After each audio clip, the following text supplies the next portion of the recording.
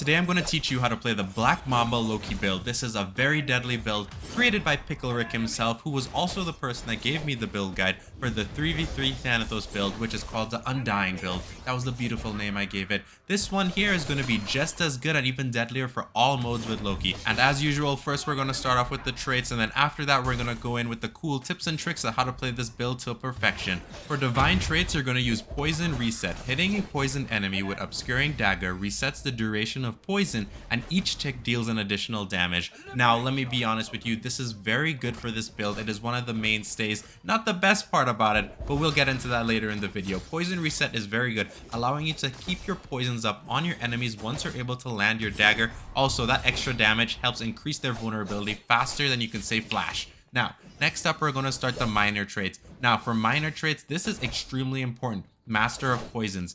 Poison effects is not removed after the first attack out of stealth. It remains for an additional 8 seconds. Now why this is very important. With Loki's poison currently, how it is a default, once you miss your first attack, once you come out of stealth, you no longer have poison daggers and you can't poison your enemy. So you can't watch them walk away and tick tick tick with damage. So with this, it's available for 8 extra seconds, giving you more time to land it on your enemies to ensure they're ticking away with that green poison that you're dripping from your daggers. Next up for minor traits, we're going to use Can't See Me. Hitting dazed enemies with empowered and poison attacks grants an additional 10% ultimate charge. On every character, having some form of ability to increase your ultimate charge is always great. Since the removal of lesser blessings, we don't have preheated and those things, so that being said, this is perfect. You're able to get Loki's ultimate up faster, which is going to play into the last trait that we're going to talk about later in this video. So for the next and last minor trait, we're going to use Precise Thrower. Obscuring Dagger's range is increased by 2 meters, dealing an additional 3 damage.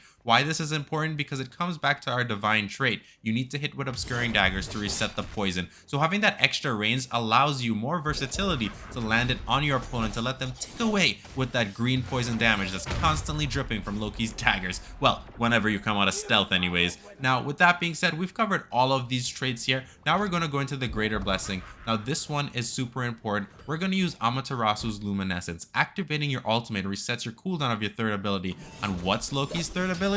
His stealth. And when you go in stealth, what happens? You're able to get that poison effect proc. And as you can probably already see from the little explanations, or maybe you figured it out yourself, this whole build is about poison. I mean, that's why it's called the Black Mamba. It's deadly. Now, with that being said, you see everything comes together to ensure that you're poisoning your enemies, allowing you to kite back. And if you kite back, guess what? They're still ticking away with that green poison, or they're kiting away and still taking damage. Now, the hard part about this build is knowing when to do your cooldowns, when to use your combos, and what's going on, because it's a little different from playing Loki normally, because your whole goal is poisoning your enemies so you get them in vulnerability range so you can just simply knock them out. Now we're going to go into my favorite part of the video. I'm going to give you tips and tricks to use for Loki in this specific build, and Loki in general, obviously, because I mean, there are some standards to every character that's basic, even if you change around talent. So let's see how we do here. So the first tip I'm going to give you guys is with his invisibility. Now, yes, when you go invisible, it also allows you to do poison damage with your first attacks.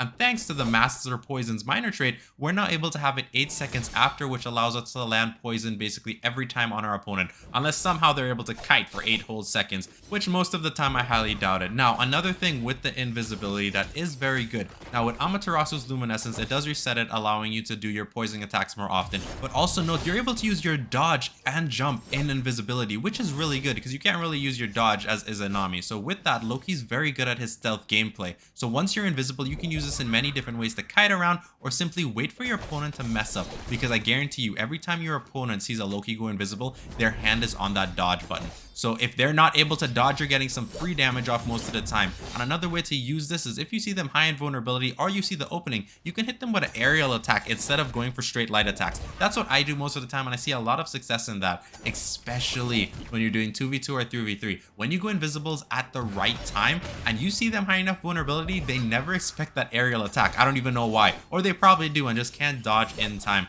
because it takes a lot of reaction to do it, as well as very good Wi-Fi. So the next tip we're going to do is Obscuring Dagger. Now, because you took Precise Thrower, the range is increased by 2, and yes, the damage is increased by 3, but it's mainly the range you're looking at, because not only is Obscuring Dagger now going to be able to daze your opponents, it's also going to allow you to reset your poison ticks. Now, this is very important. So missing your Obscuring Dagger is even worse than playing the normal Loki build. Now, honestly, people complained early on that being dazed was not that big of a deal, but I'll be honest with you.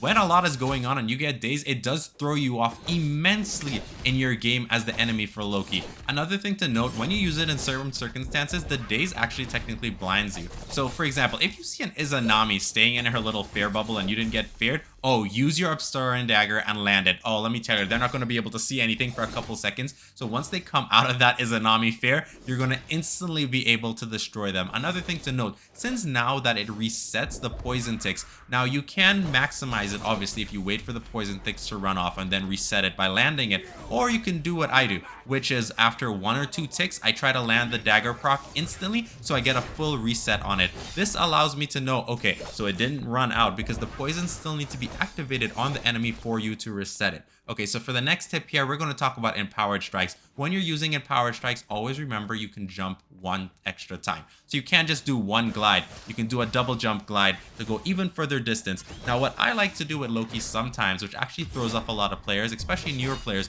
you use the first jump to go in, circle them to look like you're coming in, then use the second jump and ba ba ba ba ba and just destroy them. Or you can use it when other people are using their mobility. You could go in the sky and literally knocking them out with your Empowered Strikes. Now, using this is also good to beta dodge or retreat. I use this a lot often to retreat when I'm going up against really good players. Knowing the way around the map is very key to Loki, as he's an assassin. He's not supposed to be up in your face brawling all the time. Your whole goal is to look for opportunities and destroy them, especially when you're playing in 3s and 2s. You're there to eliminate your opponent with deadly precision. Now, this is very important with this specific Black Mamba build. Because of your poison ticks, you don't have to always look for these opportunities all the time. You're just looking to land your poisons, keep it up as much as possible, and annoy them, so they're ticking away regardless of what you're doing. Now, with that being said, remember, the more poison attacks you get off on your opponents allows you to recharge your ultimate charge. And this is also important because with your ultimate, you can use it to gatekeep edge guards, protect yourself, or simply knock people out. There are so many utilities, but also note, just because you can refire Loki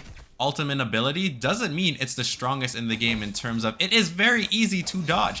I mean, I know for a fact, obviously, if you see somebody dodge while they're coming back in on the map, oh, perfect time to drop your ultimate. It's gonna blow them back really fast once you refire it. Or you just need to learn the timing of it, because let me be honest with you, sometimes you think you're going to refire it at the perfect moment and it misses your opponent simply because they dodge, or they're just able to walk out of it. So you need to time your ability very carefully when you're using your ultimate and know when to refire and not. All these things are important when you're playing Loki. And last but not least, I also want you guys to know you can use your invisibility while you're in the air, but it does drop you down a bit, so be careful. I see a lot of new players trying to learn this trick, and when they do it, they fall down into oblivion, and I just laugh. I think it's really, really funny. So also note that make sure you guys have fun when you're playing Loki. Let me know in the comments section what you think about the Black Mamba build. I think Pickle Rick did a very good job. I originally used a similar build with Loki, and if you watch any of my Loki gameplays, you will see that it was very, very effective. However, now I'm starting to use the trick talent because let me tell you, it's hilarious to use.